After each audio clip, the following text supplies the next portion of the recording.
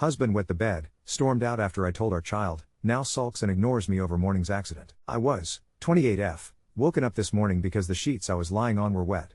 I assumed our child, 6F, had had an accident, but when I checked where the wetness came from to my surprise, turned out it wasn't her but my husband that had wet the bed. After I had taken a shower I woke him up and told him he'd wet the bed. At first he denied it, then I guess he realized he indeed had as he got this mortified look on his face, jumped right out of bed and started to try rip the bedding off. As we have pull-on sheets and our child was sleeping on the other side he didn't get them off. It looked stupid and honestly quite funny so I chuckled. He angrily told me it wasn't funny so I stopped. At that point the only thing his pulling of the sheets had accomplished was to wake up our child, who was confused and asked what was going on. He didn't say shit, just idiotically continued to try get the sheets off. So when he didn't reply I just told her he'd wet the bed. At that he just froze and looked at me with this weird look on his face, almost like he was about to cry or something. Our child asked why he'd wet the bed, and as he still was completely silent I went something along the line of that sometimes accidents happens. He just stood there staring at me. If looks could kill I would be dead, and I'm not exaggerating when I say he looked at me with pure hate. I've never been afraid of him, but for a second or two I thought he might hit me. Then he just dropped the things he'd managed to get off the bed on the floor, left the room and locked himself in the bathroom for about 45 minutes. When he came out he got dressed in a hurry and just left with saying you can take her to school. He didn't even look at me. His behavior really annoyed me but I just let him be as I didn't want to argue with him when he was in such a bad mood. When I got home from work he was still sulking, and basically ignored me. I was still annoyed with him from the morning so his behavior annoyed me even more. So I told him to get over it, that it wasn't the end of the world that he wet the bed, and to stop taking it out on me. At that he accused me of having humiliated him when I told our child. I found that utterly ridiculous on so many levels, so I angrily told him that he humiliated himself when he fucking wet the bed, not me. He didn't take that too well, and said fuck you and went off to his computer, and now he refuses to talk to me. And I just feel confused.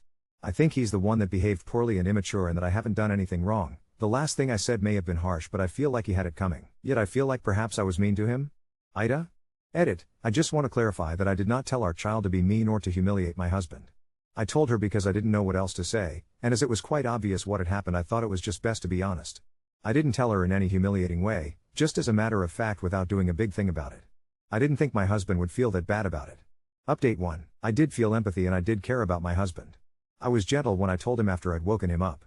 However, his reaction caught me off guard, and the time from when he got up from bed until he'd locked himself in the bathroom couldn't have been more than a minute. After that I felt it was best to leave him alone. I know I was an off for telling our child, but I didn't do it to be mean or humiliate him. It was a stupid wrongful decision. I regret it. Further, it's not easy to show someone that you care when you're being ignored. I did text him after he left and asked if he was okay, but he left it on read. I asked him again when I got home but he didn't answer.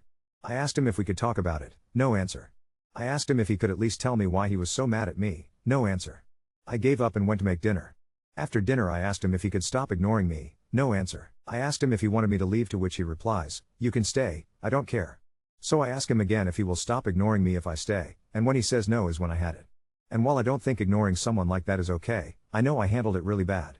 And I do feel awful for being outright mean to him. Anyway, I texted him early this morning to say that I was so sorry and asked if he was willing to talk after work so that I could apologize. He texted me back an okay around noon. We met up at home, and he understandably was cold to me when we met, didn't say much. I apologized for everything, for laughing, for telling our child, for telling him to get over it, and for the part that I'm most ashamed of that I told him he humiliated himself.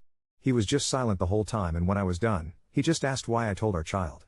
I explained and after that we just sat in silence in what felt like forever. Then right out of nowhere he went something like I scared you, right? And I told him that briefly he did. He said he could feel that. I asked what made him react so strong, but he didn't know, just said that he panicked when he realized he'd wet the bed, that it got even worse when I told our child, and that he just got so fucking angry with me for it. I apologized again for making him feel that way. He apologized for making me scared. I'm not going to go through all that we said after that, it was a long talk, but in conclusion none of us is happy with how we acted and we have both apologized for it. He wasn't that bugged about me laughing, but we both agreed that I shouldn't have told our child. However, he's no longer mad about it and doesn't think it's that big of a deal. We both think he shouldn't have ignored me like that, and that I handled it poorly and was mean. We have both accepted each other's apologies, but I still feel bad for being so mean to him. But all in all, we are on good terms now. Update 2. To begin with, as there was some concerns as to why my husband wet the bed. Since he was sober, I did try to get him to see a doctor after so many of you suggested he should. But he outright refused and claimed it was pointless as they wouldn't do anything anyway. He's wet the bed one other time that I know of, and both times he was rather exhausted and stressed out, so that may have been the reason. I don't know. This is too long, so a heads up to anyone who just wants to read about my husband divorcing me, you can stop reading now. My second post was written just after I had apologized. Based on the initial response on my first post, I concluded that I must be an awful person and I felt so bad for him. But to be honest, I never felt that my initial actions were that bad, and I still don't. I'm not saying I didn't deserve any of the hate I got, I surely did, but some of it was just vile, and some of the things I got hated for never happened but in the minds of commenters. But since outcome of my actions was so horrible and I never intended to hurt him, I felt truly bad I had. So the apology was sincere, and at the time of the second post I was happy we were on speaking terms and hoped we could put this behind us. It turned out I couldn't, and shortly after, I realized I was still bothered by his behavior. I also started to receive more comments from people who saw issues with his behavior as well, which I'm grateful for as it reassured me that it was problematic. What I omitted on purpose from my first post, as I wanted unbiased opinions, is that my husband can be a bit unstable at times. Like he can be very immature and sensitive, has issues controlling his emotions, anger, and he's so damned hard to get sometimes. It's likely due to mental health issues, so it isn't fair to him and I'm awful for it, but sometimes I just find him so annoying and exhausting. I guess I got called out on that in my first post. At the time, he'd been in contact with a mental health team for years, but if it wasn't for them prescribing his medications, he would have cut contact with them a long time ago. Anyway, I was already a bit tired of always having to cater to his moods and him not doing enough to address his issues, so his weird over-the-top and threatening reaction, in my opinion, to wetting the bed and me telling our child just felt too much, even though he was hurt. And as I wrote, I had never felt threatened by him before, so it did bother me even though he didn't actually do anything. I made some attempts to try to talk with him again about what happened, especially why he got so angry that I felt threatened by it. I even asked him if it had something to do with him wetting the bed growing up, based on some theories about him being shamed for it in the comments.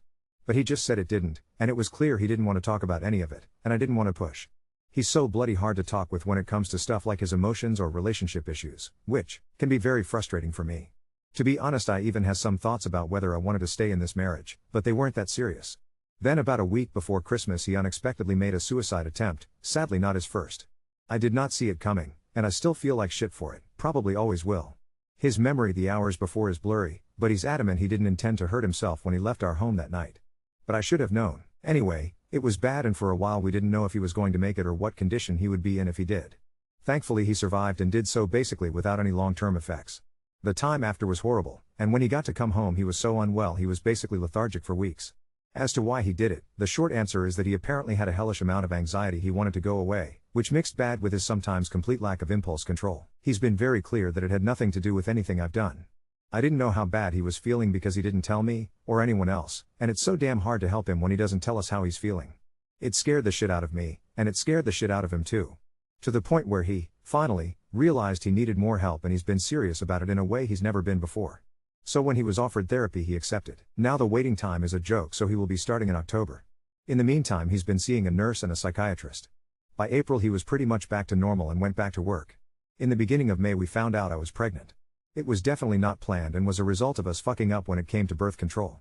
Despite of all the obvious reasons why we should have terminated the pregnancy, we decided to go through with it anyway. It wasn't a decision we took lightly, but it was what we wanted. Here I can add that he was a fucking mess during my first pregnancy, and the second, apart from our 6-year-old we have a 4-year-old as well, was hard for him too. But for some reason that escapes me now, we thought it would be different this time. And it was, for a while. At 12 weeks we found out it wasn't one baby but 2 babies. I know it's awful, but I would lie if I said we were happy about it initially, but by then we were already set on having a baby, so we both wanted to go along with it. And after having digested the news, we became kind of excited about it. I'm 23 weeks pregnant now, and up until yesterday things have overall been quite good. When he got home from work, he was in a crappy mood.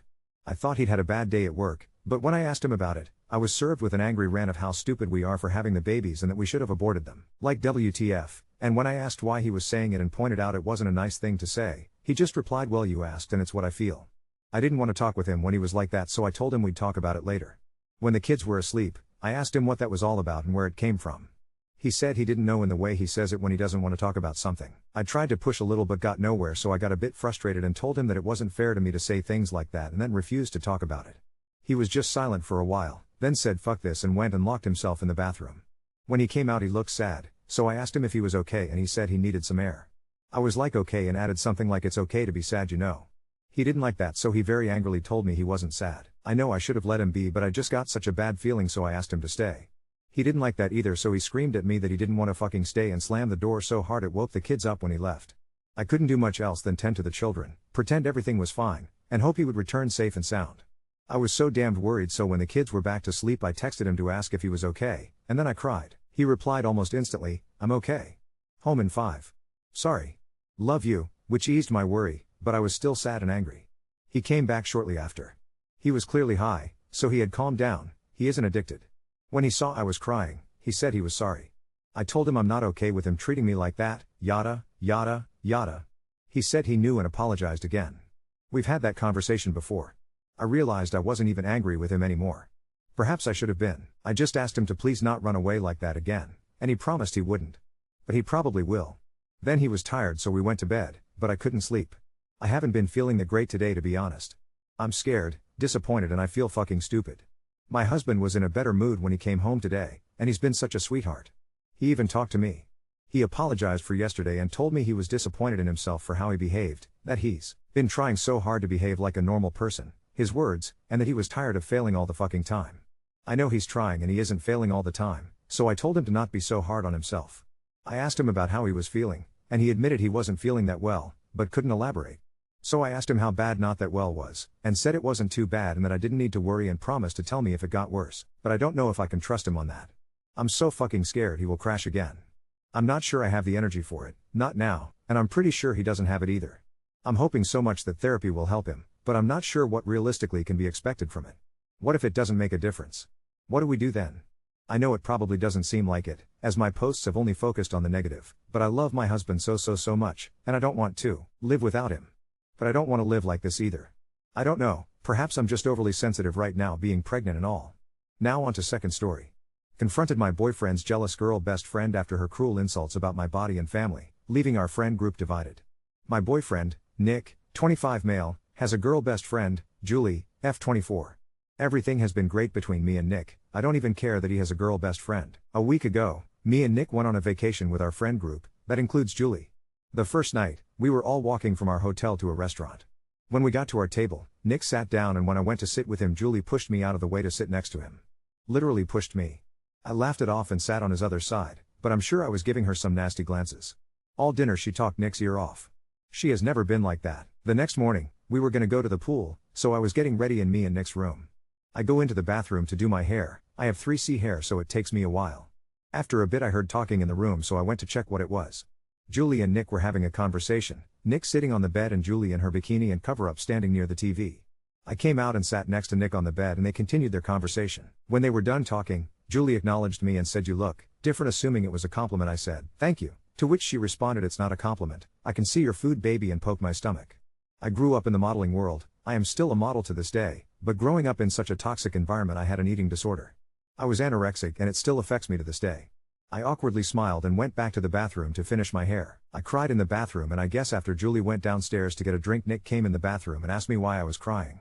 I told him that it was nothing, but I wouldn't be going to the pool with the group and that he should just go without me. He protested at first but eventually went. Later that day, we were going to get some dinner and then go to a club. I wore a sorta tight, black dress. No cleavage out, it was about 6 inches above my knee, so not an extremely revealing outfit. Me and Nick ran a little late to dinner, so we get there when everyone is already sat down. We walk to the 2 empty seats and Julie blurts out, probably loud enough for the whole island to hear, "Wow, Nikki, didn't know you were okay with your girlfriend being a slut." This time I said something and asked her what she meant, and she said, "I just don't see why you always have to flaunt your body. Like no one cares that you got a barrel, so you could be a better prostitute, like mother like daughter." I guess everyone went silent, and she began to awkward laugh, I guess trying to play it off as a joke. My mother was a Venezuelan immigrant and single mom, supporting me and my older brother. To support us, yes, she did prostitution and put me into modeling, my brother into acting. She is not ashamed, and neither am I. I have never had any plastic surgery or been paid for any sexual acts. Nick immediately started yelling at her, and as did 2 of our female friends. She apologized, and her boyfriend, Caleb, said that she must just be drunk. I said it was fine and that we should just enjoy our night. Julie and Caleb didn't end up going to the club with us because she was too drunk by the end of dinner, and the night was great. The next morning we were going to breakfast together. Me and Nick were the last ones to get there again, so everyone was already seated, except Julie and another girl I'm not close to in our group. I didn't think much of it and went to the bathroom. In there I heard them talking shit about me. About my weight, I weigh 98 pounds and am 5 feet, my personality, and just downright calling me ugly. I flipped out on them and told Julie just to fight me already and stormed back to my room. All of my friends are mad at me, except Nick. I feel like she deserved it. Update 1. Why didn't you beat her up? I am in law school with aspirations to become a judge/politician. I don't need an assault charge on my record. Keep reading. Why didn't Nick defend you from the start? Like I said, Julie had never been like this. I don't think he was prepared that he would ever have to make this choice. She must want him. If you said this, you were right. Keep reading. She must have lied to your friends, correct? You guys guessed this one too. Now for the update. I took everyone's comments to heart and tried to read them all. Me and Nick did not spend any time with the group today and really just had a day to ourselves. I brought up many of your points and he told me he would lose her for me. Apparently last night when Nick walked Caleb and Julie back to their room, Julie confessed her love for Nick in front of Caleb. The guys awkwardly laughed it off and that was it. Nick is totally open to losing their friendship because he plans on marrying me. We had a long talk, but here's the drama. Tonight we heard a knock on our door and I went to open it, and none other than Julie was there. Her words were slurred and she was cursing me out, saying more about my mother, and getting in my face.